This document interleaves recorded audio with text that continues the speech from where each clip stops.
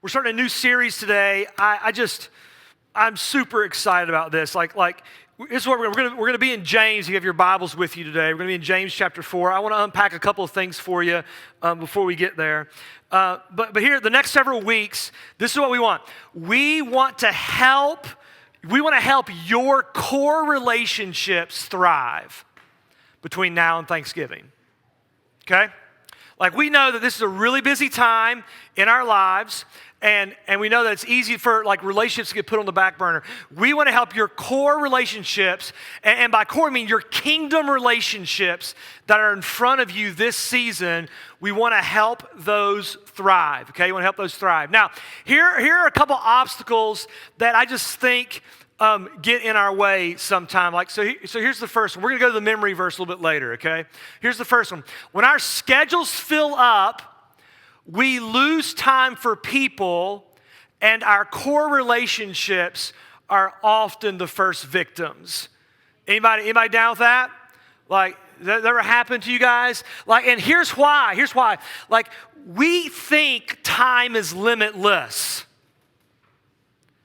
And I think I can be all things to all people, and that I can just say yes over and over and over again. And what happens in a busy season, I start saying yes in so many places that often my core relationships are the first ones that I say no to.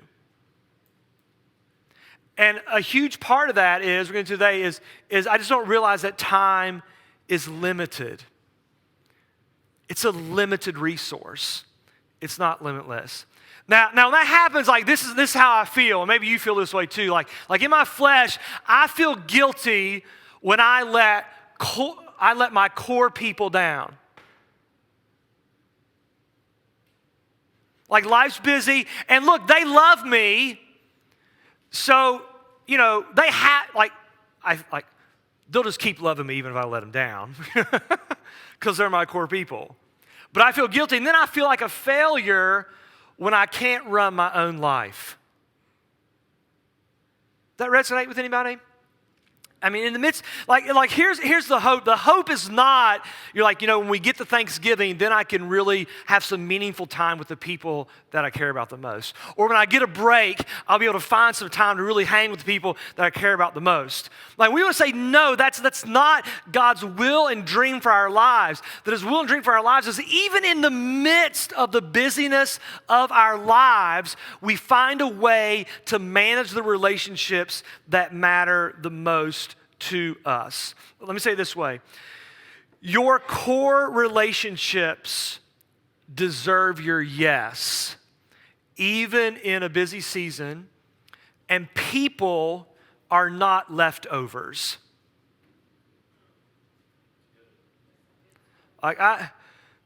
Sometimes I treat my relationships that way when life is really busy. So here's the lie I want to say we need to stop believing, that I can be everything to everyone. You cannot be everything to everyone. And you and I are going to have to say no to, in some places and to some people over the next couple of months. That absolutely is going to happen. We just want you to say no in the right places, so you can say yes in the right places. Does that make sense? And so, the demands of life, okay, when these things come together, when the demands of life and an undisciplined life come together, that's a perfect recipe for diminishing relationships in a busy season. And when a perfect recipe comes together, right? We had Gospel Family on Friday night, and somebody brought, whoever decided to get donuts and fry them into croissants and put cream cheese in the middle, or pumpkin cream cheese that we had. I'm not so much on the lemon, you know what I'm saying? But when that comes together, this is right in the world, okay? Flipping it, a perfect recipe for diminishing relationships, okay? Diminishing relationships is when the demands of life meets an undisciplined life. All right? So if you and I are reactive, meaning that we're just going to kind of go through the next 2 months and just whatever's in front of us, we just kind of grab a hold of it, and we're not going to be disciplined, your relationships that matter the most will diminish. Now, they may not diminish to where they break. Like, that's not it. But I'm just saying, shouldn't we be able to have our core relationships thrive, even if it's a busyness? And when we see, and why it's important is Jesus was always able to do that. He was always able to do that, and he's going to be able to help us and guide us. Now, I say all that also to say this, is like, I know how crazy life is. And I know what it's like to let people down. I know what it's like when, you make those poor decisions. And I just think that if we could come together like once a week over the next 4 weeks and really allow Jesus to kind of show us, guide us in how to maximize it, it'd just be so helpful. We all know what life is like when you have a lot to do and not enough time. And it's so easy that what you're doing becomes more important than who you're connecting with. Okay? And I just want to say to you that I think who you're connecting with is more important than what you're doing. So let's do this together, all right? Let's do this together. We only get one shot this fall, and then 2020 is coming, okay? All right, so let's maximize it. All right, so just some background. As we think about Jesus' life, he's always intentional with his time. We're going to see in the next several weeks that he knows there are specific relationships that matter the most to him. So he's very clear about what his yes is. He's very clear about where his no's are in his life.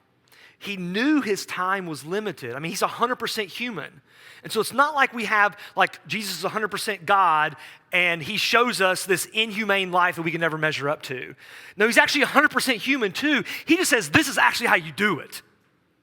I just often find that I just don't do it his way. But the more and more I do it his way, the better life is. So he's coming to show that to us. And one of the people that's around him a lot is James. James is one of his disciples, and he writes in his book, it's going to be our memory verse that will help us today, but I kind of don't like James. It's like a spiritual spanking every time I read it. But at the same time, like sometimes I need a good spiritual spanking within my life. And James has a couple things to say about time, I think, today that will be really helpful for us here this morning. So in chapter 4, going to be reading verses 13 through 17, okay, 13 through 17. And he says this, "Come now, you who say, today or tomorrow we will go into such and such a town and spend a year there and trade and make a profit." And this is our memory verse, okay, for this series. Verse 14. "Yet you do not know what tomorrow will bring." I mean, isn't that so true? Like 2 weeks ago, great Sunday, woke up Monday morning, had the staff meeting, lady ran a red light, 50 miles an hour, hit me and the kids. Like, you just don't know, like, what you're going to wake up to. You don't know what tomorrow is going to bring. What is your life? For you are a mist that appears for a little time and then vanishes. That certainly doesn't sound like good news, does it? Yesterday, we were up in Cary. Cammie was playing in a softball tournament. And we got there early, and the field was beautiful. Like, I just want to take an 8-iron and just hit balls for like a solid 35 minutes. And there was all this, like, what on the ground early in the morning? Dew and mist. Well, by 11 o'clock, it was dry as a bone. I mean, James just reminded us, like, your life, it's like a mist, and then it vanishes. And it does. And for those of us that have a little more gray hair or a little more less hair than others in the room, we know that to be true, don't we? We know how fast it's coming, and it seems it's like we can't slow it down. And it's okay. It's a part of the human experience. And one of the sobering realities that you and I need to constantly be aware of is that our lives in this world will not last forever. And in the big scheme of things, they're like a mist that eventually vanishes. Instead, you ought to say, if the Lord wills, we will live and do this or that. As it is, you boast in your arrogance. All such boasting is evil. So whoever knows the right thing to do and fails to do it, for him it is sin. And so as we think about this, this morning for our lives and as we're moving forward in the next couple of weeks, for us to know that we need to steward our time well over the next 2 months, to invest and manage the core relationships that matter the most to us well, and not to do it is sin. And sin is just missing the mark. And so the people that God has for you in your life that are most important to you, okay, that are in front of you, and people change, we're going to get in that in the next couple of weeks, that are most important to your life, like it matters that you do well there. Okay, it matters that you do well there. So let's go to the memory verse real quick. Let's just kind of say this together. If you can read there, verse 14. All right, here we go with me. Yet you do not know what tomorrow will bring. What is your life? For you are a mist that appears for a little time and then vanishes. I'm going to set it up for us here in just a couple moments, but this week, like as we start this journey together, we're going to just rest in that. We're going to rest just in that reality and ask God to really speak into that within our lives. Now, I read this sometimes and it makes me feel a little weary. It can make me feel a little helpless. It makes me feel my mortality. I was with a family and we were burying a loved one 2 weeks ago. And, when you stand there at the casket or at the graveside or wherever that is, you're just reminded of the truth of that. You're reminded that one day that's going to be me. One day that's going to be you. And so we're going to look to Jesus. We're going to look to Jesus, and in these moments when we feel weary, we have to realize what he says to us. He says this, he says, come to me, all who are what? All who are weary, and I'll give you what?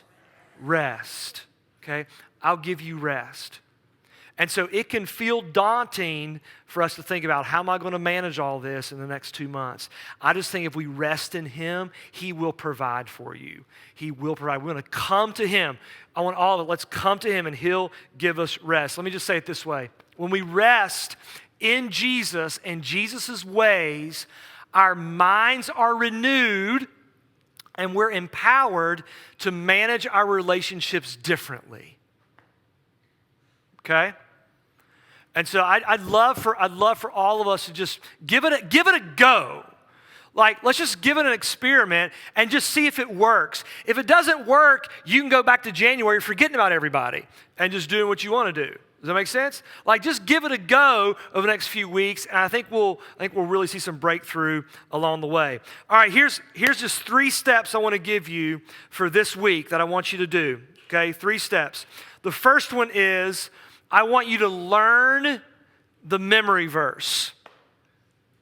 Okay, I want you to learn the memory verse. I'm gonna keep banging this drum. Okay, I'm gonna keep banging this drum. I've had one person so far come up to me and say, you know what, these memory verses have been so helpful for me. And we started this a number of months ago, and we just noticed this. We looked at Jesus' life, and as we look at him in his deepest, darkest moment, as he's on the cross, And he's there bearing the weight of all of human sin, which includes mine, it includes yours, it includes everybody else's. Like, he's bearing the full weight of that. Everyone has deserted him. His mom's there, John's there, like pretty much he's by himself. He even says to the Father, like, why have you forsaken me? And it's in those moments he's quoting Scripture. It's in those moments he's able to pull from God's inspired words to bring himself comfort. And I just think this, like, there are going to be moments in your life and in my life, deep, dark moments where you and I are going to need some words of comfort and hope within our life. There are going to be moments in your life where people are going to be in front of you, and it'd be really nice to be able to have something to offer them. And so our hope is this, like, let's just do that together. So every series, we're trying to have a memory verse where we can actually remember it. Now, if you don't, you're not in trouble. I didn't do the last one, and Kyle and Nick really gave me a hard time about it, so I'm going to do better this time. Like, you're not in trouble. Let's learn the memory verse this week. And then second thing I'd like you to do, 3 10-minute sessions. Okay, guys, I didn't say 30, right? I didn't say 5 either, okay? 3 10-minute sessions of doing nothing but just thinking and reflecting on that memory verse. And I'd love for you to pray, reflect, and journal. I'd love for you to make a note on your phone, right, with the memory verse. And just over those 3 sessions, I'd love you just what's coming to your mind, what's grabbing your attention, write that down. Write that down. And then I want you to share that with someone. Okay? So this week, I really want to encourage us as a community to sit in the reality that we are a mist, that eventually we will vanish. Just that's like, we're not God. We're not. We are God's creation that he's chosen not to reject, not to cast away, but he's chosen to redeem in his infinite love for us through his Son, Jesus Christ, who lived, died, and rose from the dead that we might have life, i.e., we might get to sit and reflect this week in the reality that we are mortal and that life will come to an end. I want us to start there. And then next week, we're going to help you and me start identifying. We're going to help you, like, how can you identify the core kingdom relationships of your life? We're going to help you figure that out. Because the thing I know about life is the relationships, maybe some of them that I had in the spring, aren't going to be the same people in the fall. Okay, it changes at times. Some stay the same, some change. So next week, if you come next week, we're going to help you begin to identify who those core people are.